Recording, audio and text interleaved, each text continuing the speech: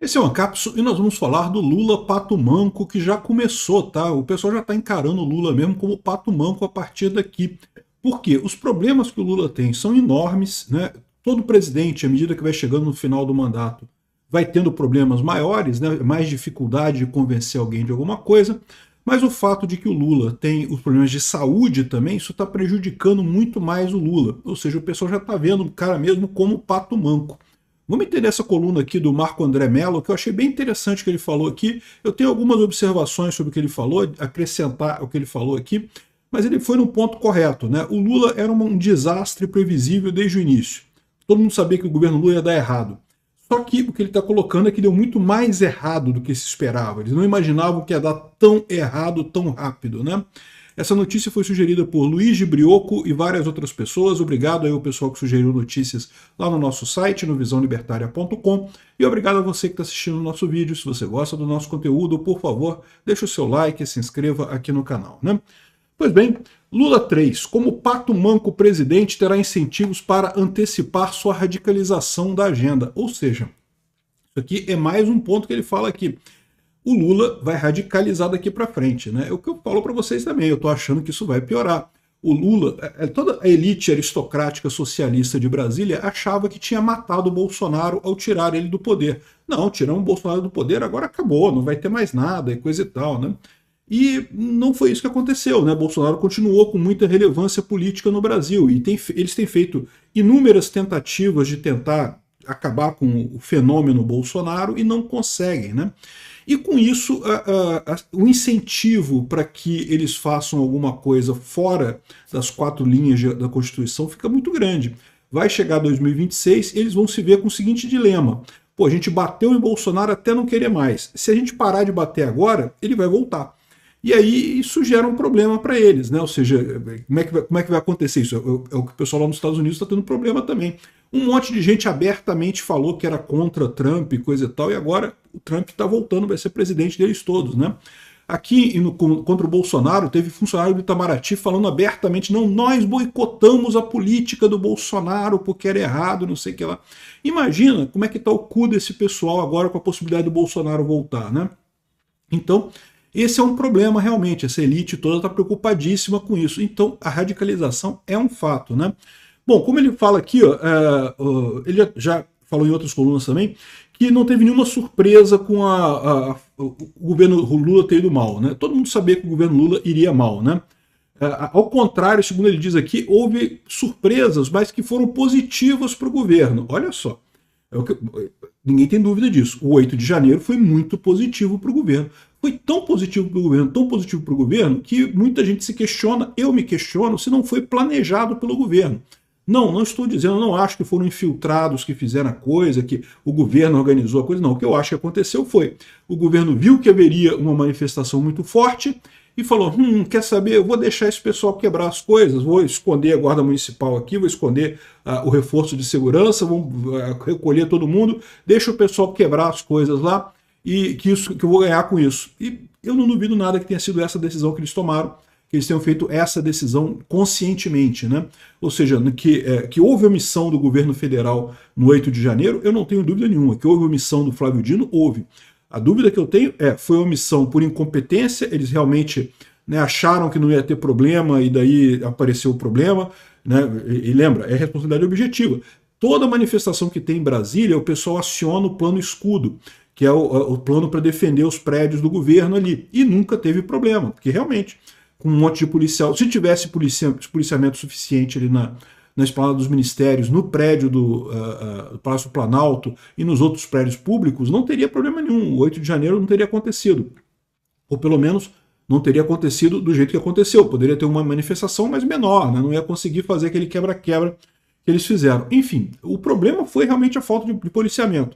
Agora, foi proposital isso? Eles deixaram acontecer? Eu não duvido não, tá?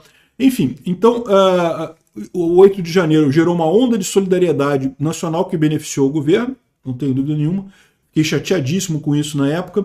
O mesmo vale em grau menor para as evidências que vieram à tona do plano. Isso aqui é lorota, isso aqui ninguém comprou isso daqui. Isso aqui ele está falando, isso é o que o governo queria fazer. Eles queriam realmente que Bolsonaro tentou um golpe, olha só, ameaçou matar o Lula, o Alckmin. Eles perderam aí, quando falaram assim, tentou matar o Alckmin. Porra, peraí, quem que acreditar que vai matar o Alckmin? Pra que matar o Alckmin, cara? Enfim, né, no final das contas, de qualquer forma, isso aqui eu acho que foi uma besteira. Isso aqui, eles tentaram fazer um negócio grande desse plano golpista, mas falharam, né? Os ganhos políticos, mas ele concorda aqui que os ganhos políticos advindos desses eventos estão se dissipando. De 8 de janeiro, o governo Lula faz de tudo para tentar reviver isso, o tempo todo fala do 8 de janeiro, que não sei o que lá. Mas a verdade é que ninguém liga para isso, né? Mesmo quem num primeiro momento ficou chateado, não ficou mais, já passou já, né? Agora o que eles falam aqui é por que o governo Lula falhou, né? E o primeiro é justamente o caráter hiperminoritário do executivo. Aquela coisa estranhíssima do fato do Lula ter ganhado a eleição, mas ganhou só no executivo, né? Na Câmara perdeu feio, a direita ganhou forte na Câmara, né? Outra coisa, ele teve que fazer uma coalizão com 18 partidos, mais do dobro dos mandatos anteriores, e mais do que isso, né? A coalizão do governo Lula, na verdade, ela não... A maior parte dos partidos não entregavam os votos, né? Os deputados simplesmente não... União Brasil, por exemplo. União Brasil tem uma parte grande do União Brasil, que é o antigo PSL, que é um monte de gente que é a favor do Bolsonaro. Nunca vai votar com Lula. Então, embora o partido União Brasil faça parte, né, em tese, do governo, na prática não faz parte do governo, né? A mesma coisa para vários outros partidos ali, né? Enfim, a coalizão mais heterogênea da série histórica implica num custo grande de gerenciamento. Isso aqui é aquilo que eu já falei para vocês, que realmente o Lula é um presidente fraco. O Lula não tem apoio de ninguém, né? Ele foi colocado lá, ele foi transplantado lá, né? A elite aristocrática socialista de Brasília transplantou o Lula na presidência da República e aí teve um presidente fraco. Aí qual é o problema disso? O presidente fraco, ele consegue governar? Consegue, comprando as pessoas. É o que aconteceu com o Biden, aconteceu com o Lula e aconteceu também lá na Argentina com o Alberto Fernandes, né? Só que se comprar tem um custo, né? O custo fica caro para manter o cara. Aí ele fala do problema do comportamento natural do Lula, ou seja, ele próprio é um irresponsável em termos de economia. E o terceiro problema fiscal que já começou lá no início, né, com o governo já gastando mais do que podia. Lembra do pacotão da bonança de 150 bilhões de dólares, né, que os deputados aprovaram? Foi um absurdo aquilo. Para início de conversa já foi um absurdo aquilo, né? Só que agora o que ele fala aqui esse é o problema da história, né? Para garantir a governabilidade, o governo terá que garantir mais proporcionalidade na distribuição dos ministérios, ou seja, vai ter que tirar ministro do PT, ministro da esquerda, para dar para o Centrão. Mas fazer isso vai diluir ainda mais a marca política de Lula 3, que já é frágil, né? Ou seja, esse é o dilema do Lula. Ele pode continuar governando, né, de bem com o Congresso, fazendo as negociações adequadas, mas vai ficar cada vez mais um presidente sem resultado. Ou ele pode radicalizar. Se ele radicalizar, ele vai bater de frente com o Congresso o tempo todo, o Dino está tentando ajudar ele nisso, mas vai chegar no final do mandato e aí? E a crise fiscal? Como é que vai estar a economia, né? O outro fator desestabilizador que ele coloca aqui é os problemas de saúde, que é verdade, o Lula está com... Ninguém sabe se o Lula vai estar vivo daqui a 2 anos, né? Quanto mais com capacidade de fazer mais uma eleição presidencial e coisa e tal. E aquilo que eu mencionei para vocês, isso eu falei para vocês, né? Quando você começa a duvidar se a pessoa vai estar viva, começa a ser mais difícil você fazer acordo com a pessoa, né? Porque uma pessoa que faz um acordo contigo, não, vou te pagar durante 5 anos no negócio. Beleza, né? Durante 5 anos a pessoa vai te pagar, ótimo, você pode fazer um acordo desse. Mas se a pessoa está mais para lá do que para cá nesse negócio, que você está achando que vai morrer ano que vem, você não vai assinar um acordo desse, porque, pô, 5 anos o cara já morreu, aí não vai ter mais ninguém aqui para honrar o acordo, né? Lembra, esses acordos que tem em política em Brasília são respeitados, tá, gente? Em política, você não pode combinar alguma coisa com alguém e não cumprir, porque se você fizer isso, aí você nunca mais faz acordo com ninguém e você morreu politicamente. Então lá em Brasília tem esses acordos feitos no fio do bigode, né? Só na conversa, esses acordos são cumpridos. Porque o pessoal tem é muito importante para os políticos todos preservar a capacidade de fazer acordo, né? Só que não são formais, não tem, ninguém assina documento falando isso, porque muitas vezes esses acordos são inclusive ilegais, né? Então ninguém pode fazer um acordo ilegal e botar no papel e coisa, então ninguém fala, fica só na conversa, não tem nada registrado, né? Mas as pessoas cumprem, porque eu falei, né? Elas têm esse interesse em manter essa coisa. Agora, o que acontece nesse caso, né? Se o cara vai morrer, ele morreu, acabou o acordo, não tem mais acordo, né?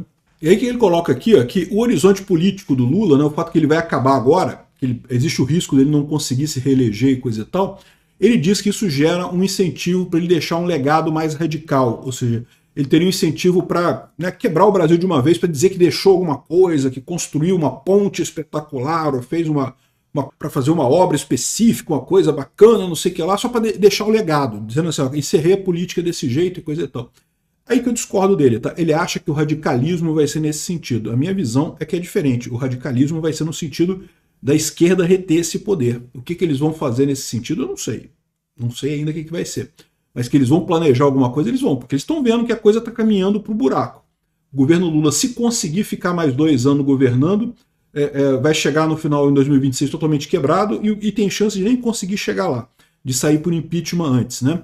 Qualquer uma das duas situações, volta à direita. E voltando à direita, esse pessoal não vai estar satisfeito. Mesmo que não seja o Bolsonaro, mesmo que o STF consiga manter o Bolsonaro inelegível até lá, vai ser alguém amigo do Bolsonaro. E aí, ou seja, esse pessoal todo está ferrado completamente com o Bolsonaro.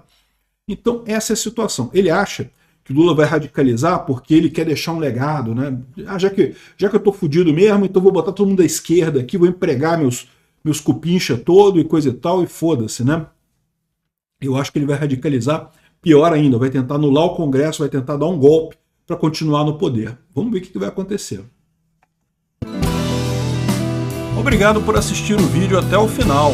Além de curtir, compartilhar e se inscrever no canal, considere se tornar patrocinador com valores a partir de R$ 1,99. Clique no botão Seja Membro abaixo para saber as condições e vantagens de patrocinar o canal. Mais informações sobre o nosso projeto, visite nossos sites indicados na tela.